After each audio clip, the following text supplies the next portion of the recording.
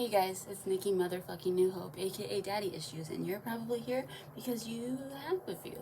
And fun fact, actually really fun fact, is I don't know what this little dot is on my screen, you probably can't see it, so whatever. Fun fact, actually really fun fact is that I'm not wearing any pants or underwear right now. And I think I just smeared my nail polish while I was scratching my newly shaven bikini line, and I hope I didn't, because like I wouldn't want that there. But like anyways, yeah, hi. Table for one. So I'm gonna tell you a quick story. You might have heard it before, you might have not heard it before, whatever. It's not on this channel, and eventually I want all of my stories on this channel. So let's go. So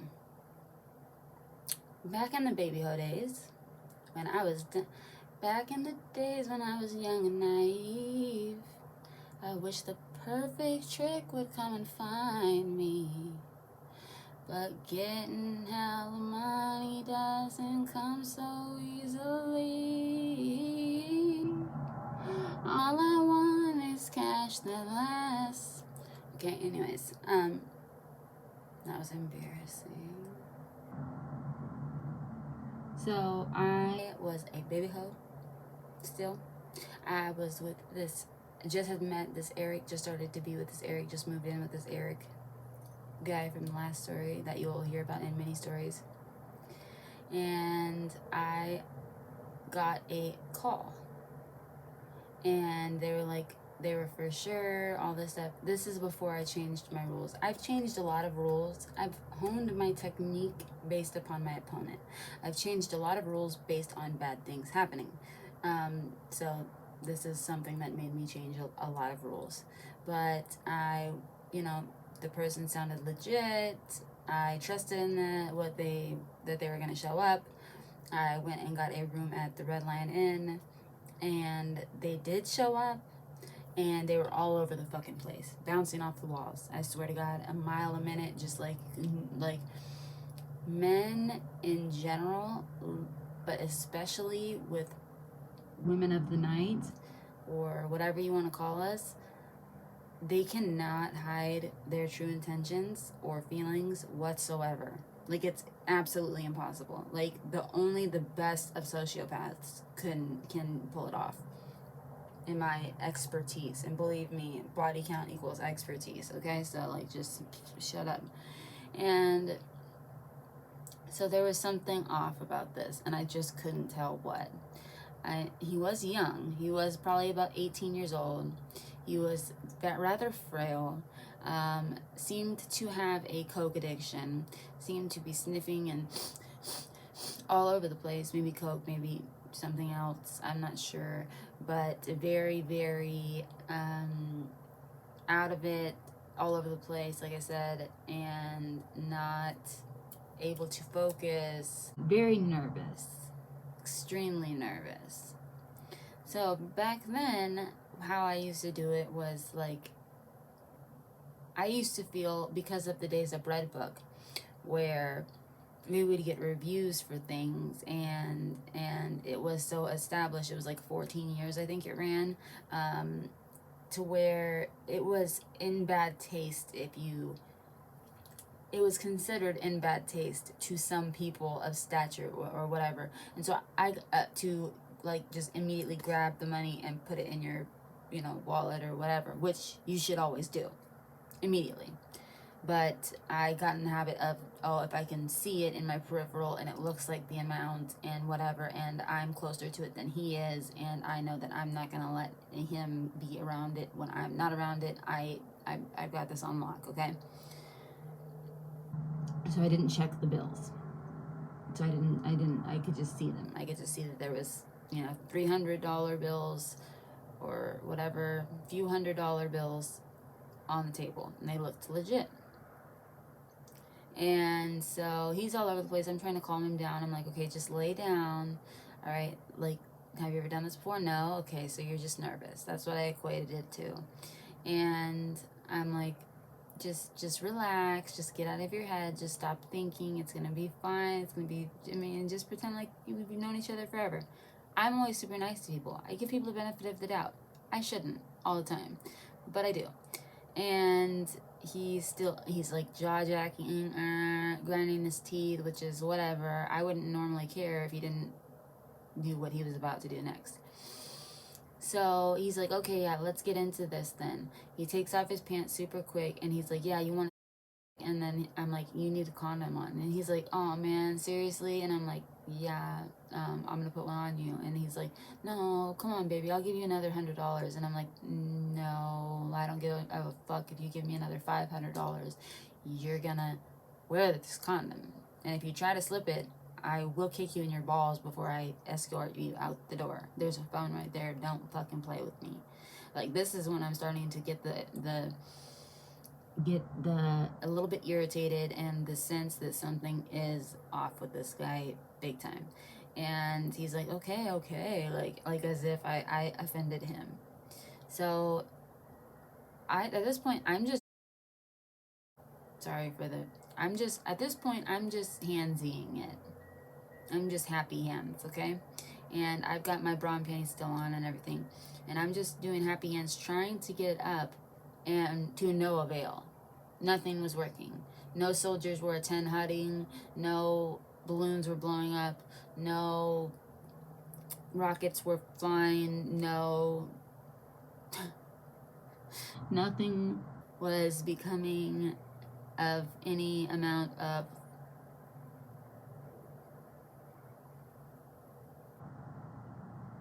stick likeness, flaccid as ever, and which made him even more frustrated and nervous, but not much. He was already level 11 out of 10.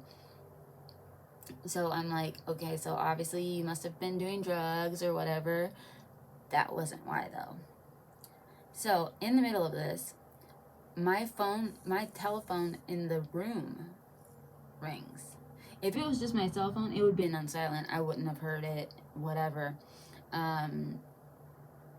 So I wouldn't have known either way. But my telephone in the room rang. So I'm like, oh shit, it must be the front desk or something. Let me make sure like everything's okay, because I don't want them coming up here and then having you fucking spinning donuts goddamn mile a minute on the fucking bed like a crazy person, and me trying to explain what the fuck is going on here. Even though Red Lion was super cool with me, I still just didn't want to have that interaction, okay? So I answer the phone. It's Roman. Roman always knew where I was at. I don't know how. He just always did. And then he would always be able to get the telephone operator people with whatever story he came up with to get to my room, to get the phone to ring. And I'm like, okay, hey, Roman, like, what? I'm in a session right now. What do you want? And he's like, hey, are you coming over after this? And I'm like, yeah, I will. Let me get rid of Eric first, like, and then I'll come through. Mind you, Eric was waiting in the parking lot because I was just going to do this call and then leave. And I did have a car at the time, but I didn't want to drive. Something we were going to get lunch afterwards. I don't remember. But,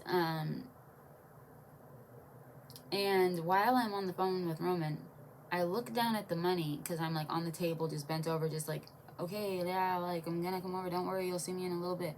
And I look down at the money and I'm like, this motherfucker. And Roman's like, what? And I'm like, this. And I look up at him, sorry, motherfucker. And Roman's like, what happened? And I'm like, I'm gonna have to call you back. If I don't call you back, you're gonna have to bail me out of jail. Goodbye.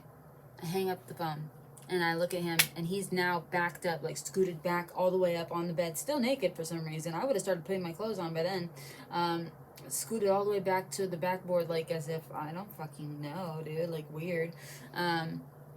Like almost cowering, like does she know or does she not know, or like why is she saying that, like in his little drugged out brain. And I'm like, hey, bitch, I'd start putting my clothes on if I was you. You gave me fucking fake bills, bitch? And he's like, what are you talking about? I didn't give you any fake bills. I didn't give you any fake bills. as he starts pulling his pants on. And I'm like, listen, check it out. I lay my shit out for a reason every single time the same way.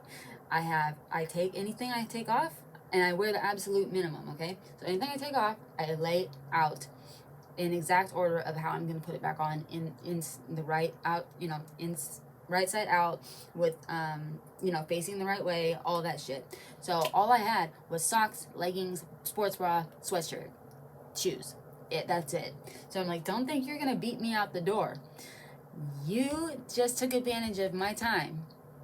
You took advantage of my room.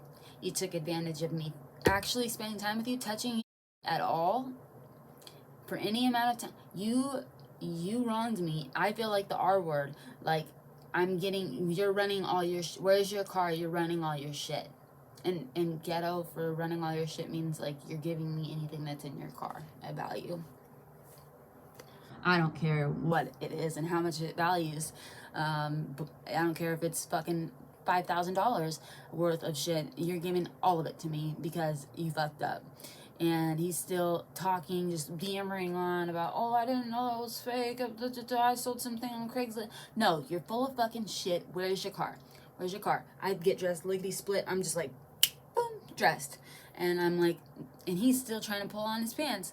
And I'm like, so now what are you going to do, motherfucker? You're not going to run from me. And I'm like, you get my cell phone? I'm like, hey, Eric, this motherfucker just tried to give me 3 fake $100 bills.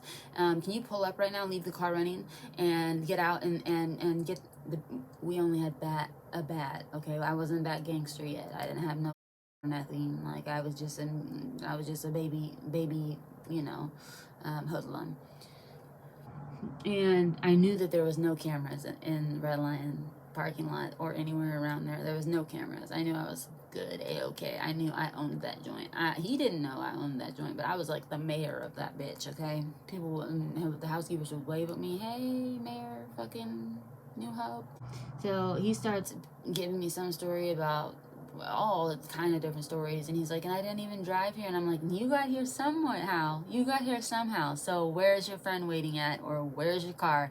Let's go, because I'm not gonna stop following you. I'm gonna follow you until you fucking get tired and you just lay in the middle of the road and hopefully a car crushes you. I'm not going to stop. Don't think I'm going to stop. And Eric is going to slowly follow us in the car the whole entire time because we are on foot. And you're not getting in any fucking car unless you're running your shit. Trust and believe that. And so Eric gets out and he has the bat and he's like intimidating them and stuff. And then so he calls his friend, and his friend pulls up in a brand new big ass truck and is like, what's the problem? I'm like, shut the fuck up and shut the fucking truck off now. Shut the fucking truck off now. And while I'm saying that, Eric notices a pocket knife in dude's waistband, and so he comes from behind him, grabs the pocket knife. So now the guy's unarmed, like, because he didn't have a gun or anything. All he had was that pocket knife. Now he doesn't have it. Eric has it, and he's like, oh, nice pocket knife, thanks. And then I'm like, he's like, well, what's the problem? And I'm like, you know what the fucking problem is. Give me all your fake bills. You're not playing this on nobody else. Give them all to me now. And so he's like, we're sorry, we didn't mean to. Somebody gave them to us because we sold some weed and banned transaction. Not my fault, not my problem. You're fucked up. I know you've done this more than once. You're never gonna do it to a girl again because I'm gonna fucking scare the shit out of you right now.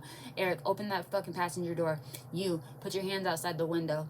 And he put his hands outside the window, and I was like, if you make one fucking false move, dude, I'm going to scream so fucking loud. I'm going to scream the R word so fucking loud.